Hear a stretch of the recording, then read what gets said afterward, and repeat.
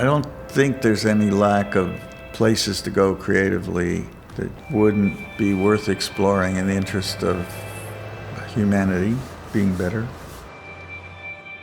We should never forget this is about making emotional work so that you can still create beauty in this world. You know, we're not designers of shapes, we're designers of ideas. What architects and designers do is not go along with rules, but make people see things in a totally different way. Trying to create brave and generous people. Allow yourself to be aware of what's wonderful. And then uplifting, maybe, ultimately.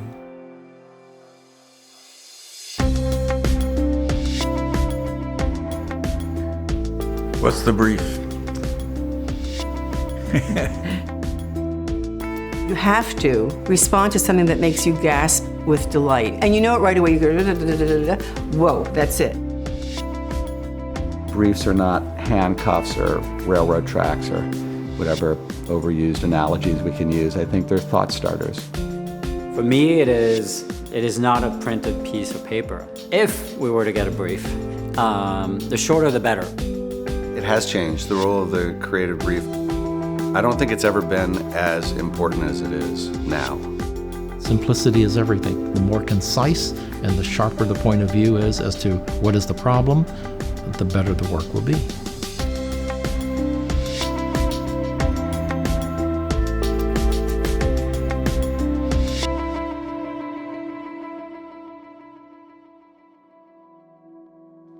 You say, what's a creative brief? I think it's a short form communication tool from a client, or you develop with a client to sort of set out the mission. It's a clarity of purpose. A brief is nothing more than an open statement of ambition for a brand or a client. That's all it is. And that can be put in any words you care, so long as it communicates the passion and conviction of your aim. The most important thing about the creative brief would be that it has to inspire the people who are given the task of solving the problem. It's a great starting point. And after that, the brief keeps changing, through the conversations. Let it change. A brief has to leave a lot of room. You have to be given a lot of runway so you can take off. The fact that the word is called brief is interesting because briefs can often be very long. A big fat document that is the history of the company. We've gotten some that have made no sense. Maybe it's a bad brief, it has too many pieces. Overly detailed. Least brief of all briefs. We've gotten some that have been a little restrictive. You gotta be kidding, I can't guarantee you I'm gonna do that. We have this phrase amongst all of us in the business, your briefs are showing. And the brief was either too prescriptive or the project was the wrong project for the person responding. So right off the bat, I have to start with the notion, without being too flip, that I don't believe in briefs.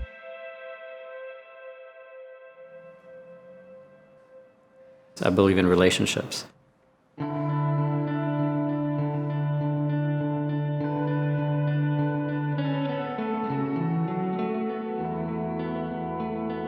Well, the difference between a brief and a relationship is a brief can be anonymous. And I've tended over the last 15, 20 years to really work with people who give you like a really deep sense of where it is that they want to go, what it is that they're dreaming about. And that in turn has informed us on the projects probably more than any brief has ever done so. The discussions we have early on have to be inspiring, have to be about vision, have to be not just about the next product, but about the goals and the aspirations of the whole enterprise. Originally my relationship with Hossein Rahman, the CEO of Jawbone and Jawbone in general, started with a technology that suppressed noise, took away the ambient noise, but the company had no product. It just had a technology. It had algorithms.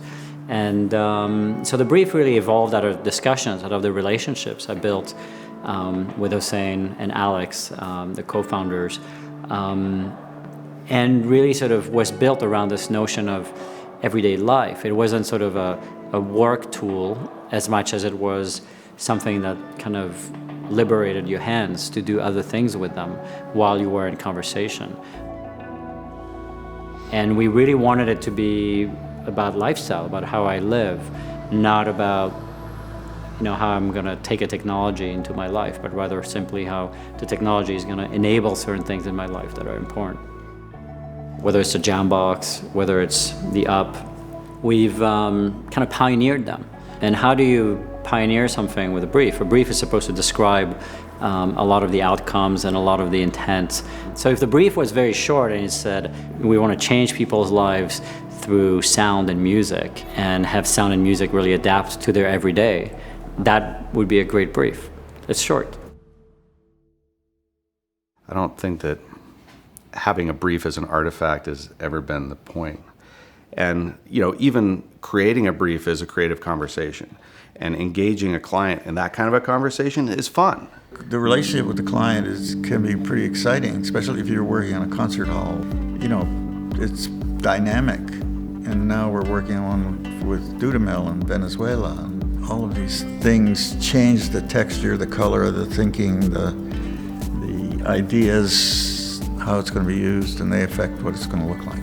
There are many different ways to have a dialogue, and the best one is that you understand that somebody trusts you. And then if you trust each other, you can say, well, I don't think that's a good idea, or that might be a better thing to do. Well, I mean, in really practical terms, we say no to clients that come to us wanting a campaign. We say yes to the ones that are really great, have exciting problems and opportunities, and want a long-term relationship.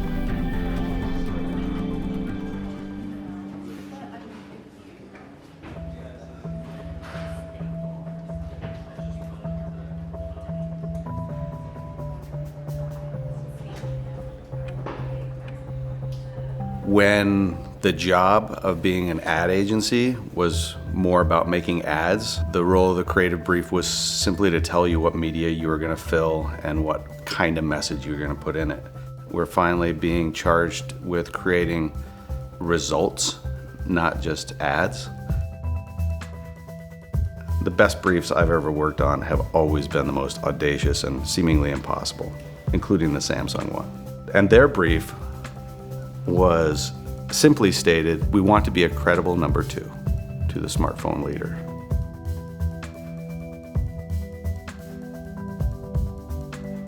They came with a marketing problem. It wasn't like, hey, we really want to do a campaign to launch this new phone. The marketing problem that, as it was given to us, is we have the best innovation in the marketplace, which was true. Nobody knows about it, which is also true. And the only way to kind of push against their main competition was to be aggressive about messaging that they had taken the innovation advantage. Like, how do you get that message out there? And assuming that the first two things were true, which you got a pressure test, but it just so happened that they were. I mean, the GS2, which is the first phone that we launched, was the best smartphone on the market, because finally Android had gotten up to speed. They had the right number of apps, the functionality, the form factor, everything was better, bigger screen, brighter screen. So it's just like, okay, that's a great marketing problem. You have a better product and no one knows it. If it comes to us that clean, which is really rare, it's a very exciting creative brief. But who knew, in a year, and at least in public and brand terms, they were number 1, and now they're number 1 in sales. Audacious briefs, baby. Make shit happen. If you're saying this is the goal, you can measure success by a number of metrics. But we try and encourage it also to be a statement of, maybe what the dream is.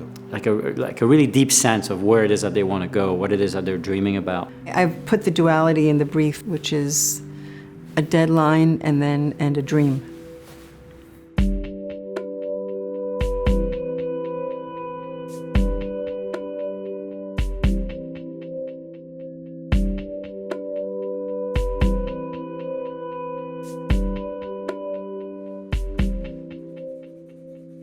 I've got a really nice situation that I can have a fluid brain and go from an assignment, which if it intrigues me and I think it's going to be wonderful to do, hurrah. and then, or I come up with stuff, and that's more mulling and wandering around and letting the process of just being alive inform what I'm going to do. There's a kind of an opening of possibilities when you're working for children, and you really have to ask yourself what's important, because you usually get only 32 pages to do a children's book. And so you better really know what you need to say in 32 pages, which is not that much. The second book that I did, I wrote and I painted. It was called Hey Willie, See the Pyramids. And those were very short stories about my family and friends. And I found the essential me. I was able to go off on tangents and tell these strange stories and do the paintings and create the entire world and design the copyright page so it didn't look like a copyright page. The nice thing about the brief in my world is that it's both extremely pragmatic and concrete. There is a product, you will make a book or an illustration for a magazine. And then the brief is fantastically elusive and completely romantic, which is what of yourself are you going to put into this work that will make it something that anybody wants to look at? You got to trust yourself. You got to look at your signature and realize, for better or for worse, that's you, and that you bring a persona to the table.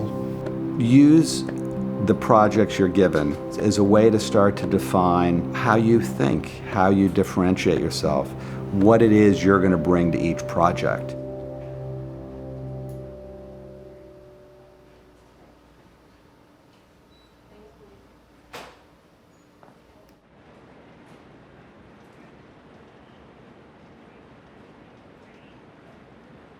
There's a kind of, I think, more typical idea of what the brief is, which is a communication that at its best is a kind of provocation.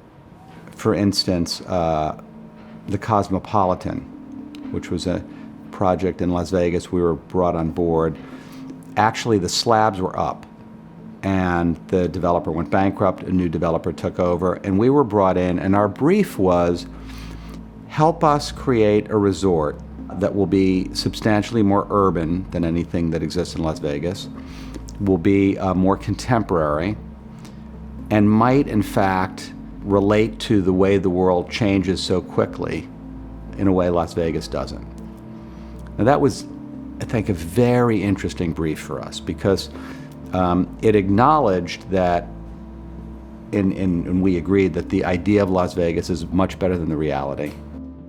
You know, it sort of has this reputation, the place that's reinventing itself, but there are these very big fixed one-liner monuments there that you either like or you don't like, but there's nothing that happens beyond that. So we had the provocation, which is, let's create a place that is a little bit more changeable. And then we had the fixed condition of a relentless series of floor slabs that were already up. And then part of the brief acknowledged their big challenge. And their big challenge in their mind was how vertical it was. So it was, I think, 3,000 rooms on 6 acres, quite small. So the fact that it was that vertical in their minds was a limitation, because they had to stack public spaces and restaurants were on the 3rd floor, and it differed from.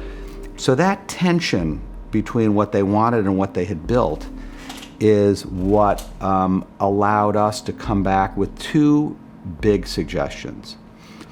One was to blow a hole through the podium, take about 40,000 square feet out, and create an opening through the 3 bottom floors so that you would experience it vertically. So that the floor slabs and the verticality weren't the challenge, they became the asset, as they were different from anything else. And the other challenge was you entered through a sea of columns. Huge, I think 6 foot by 6 foot, 14 foot tall concrete columns, 8 of them in a lobby. And they were there. But it allowed us to think about work we had been doing in our technology lab. How can we use technology in our projects to bring people together, not to have technology as layers that separate people? So we started to talk with the lab and realized we could take the surfaces of these columns and treat those as a canvas, and then create an open source platform so that lobby would always be changing. Those ideas would not have come about without a brief that had limitations and an invitation. We're always looking for new connections, and ultimately what we do at the end of the day is make connections nobody else has seen. We don't create anything out of thin air, and that magic dust is like what's happening in culture right now. I do a tremendous amount of cultural research. See all those gray files on the other side of my office over there? Those are all my files on research. Incredibly important, that idea of context is more important today than ever before. Because we have this habit today of thinking that information is knowledge. It's not. Just because you can Google it doesn't mean you have context for anything. You got to explore all these ideas, or you're irresponsible. Question how things are made, why they're made that way, and materials that haven't been used. I'm constantly exploring the periphery like that, and with things that interest me. And the exploration is what leads to what looks different.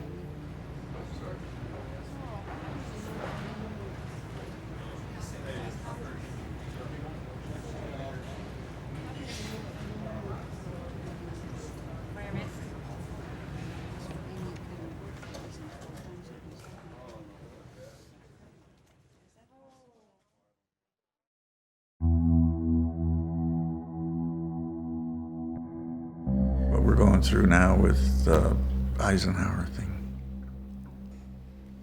It's just painful. It's an endless Yom Kippur. The original gesture was we had a 4.5 acre piece of land in the middle of DC, surrounded by 3 fairly nondescript big buildings that housed departments that Eisenhower started: Voice of America, Education, and FAA. So how do you corral a site like that to put a memorial in it? Somebody made a proposal that it's like a Greek temple or something. You can do it that way, but that wasn't Eisenhower. You know, we've done everything on it in Eisenhower's words. So we've gone to great lengths to understand him, or who he was, and his life and what he stood for. And it's really careful. I can dot every I and cross every T on every subject about it and prove that we followed that. Now, you may not like it, the conclusions, but and not everybody's going to like the same thing, but in terms of being responsible to what a memorial for this gentleman would be, we have been. He was the boy from Abilene. He talked about it. Abilene is the geographic center of America. So we came up with these tapestries in metal that are transparent, that show Abilene. So that sets the context, and in the middle of it, we show Eisenhower as the general and as the president. That's in the brief. That's a written brief that we had to do that. The idea of the boy looking at his future came from a meeting with the family was there. And it's in front of the Department of Education, where there are events with school children on a regular basis, right there. To have a young boy, same size as them, sitting on a thing, looking at, there's something about it that resonates with everybody. Now the self-righteous classicists who are fighting us are saying you're portraying him as a hick, and he wasn't that. And I'm saying you're calling all the people in the Midwest hicks. It's un-American. When you're an architecture student, the brief is God. But I've learned about the brief, whether it's verbal or written, it's our job to challenge it. The brief is probably, it's irrelevant from the moment that you've read it, you know? Because, you know, things are already different. We'll literally rewrite a brief like 6 times in the course of making stuff. I think what makes a great project is a brief and a response that resonate but don't agree. Like, oh, well, all the chairs in the mid-range that are doing well in Europe have, foam backs to them. And this is exactly when I go, okay, that means we should not have a foam back, right? And what they actually meant is, yes, it should have a foam back. Well, look where we ended up, right? One of the responsibilities of creative people here is to reject the brief if it doesn't feel right, if it doesn't feel inspiring. You just can't sit there passively and just take it and not put thought into it. So if the brief isn't true, then stop working on it. Stop.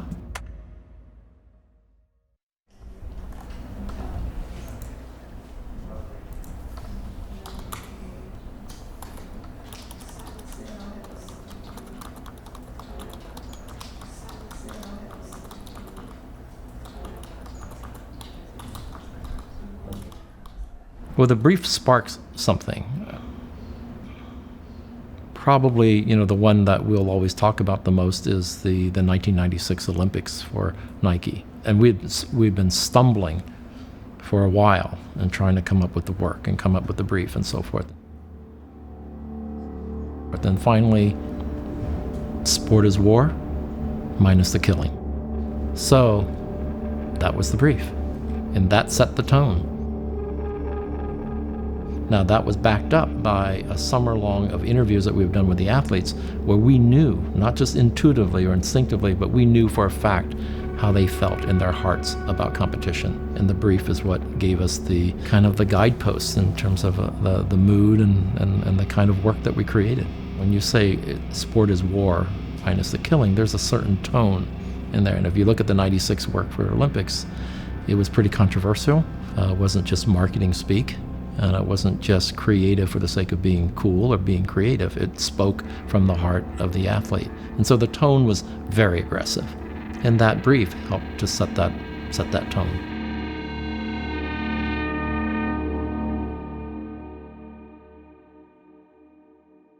I think your creative energy always has to come at a problem with the objective of creating the truest thing.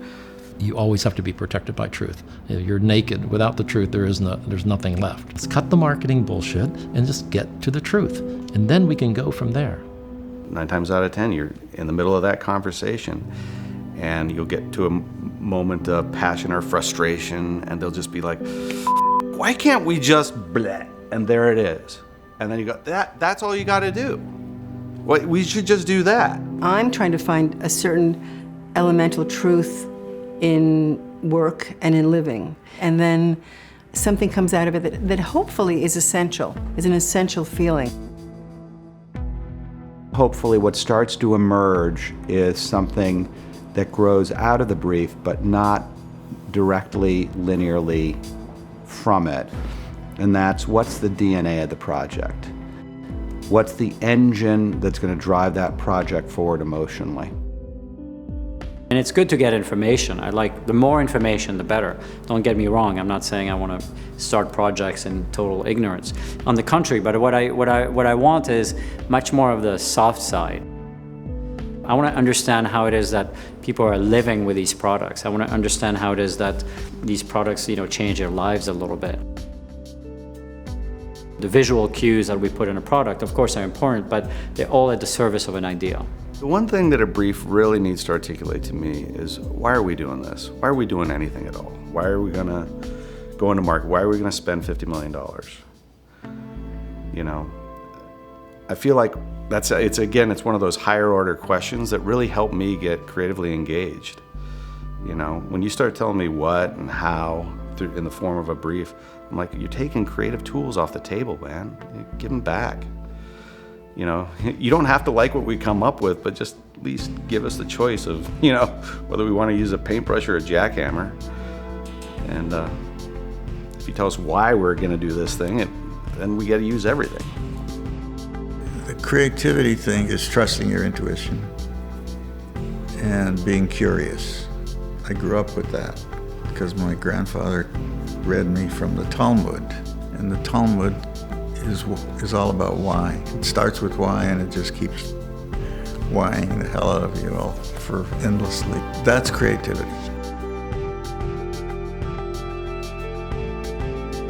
inspiration comes in different forms, you know. If it's the right question, it'll be enough.